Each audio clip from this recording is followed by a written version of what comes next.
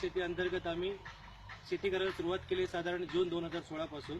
आणि जेव्हापासून सुरू केलं तेव्हा आम्हाला भरपूर उपयोग झाला, फायदा झाला। आम्ही जीवामृत वापरतो, जीवामृत वापरल्यामुळे भरपूर फायदा झाला आमच्या शेतीमध्ये। उदाहरण द्यायचं झालं तर हे लिंबाचं झाड दाखवता येईल मला, की लिंबाचं झाड जवळपास मरायला टेकलं होतं, पण आम्ही जेव्हा जीवामृत चालू केलं, आम्ही याला आठवड्याला जीवामृत देतो।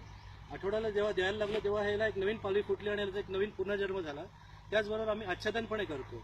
या लिंबाच्या झाडाला संपूर्ण आच्छादन केलेलं असल्यामुळे आम्हाला रेग्युलर पाणी द्यावं लागत नाही।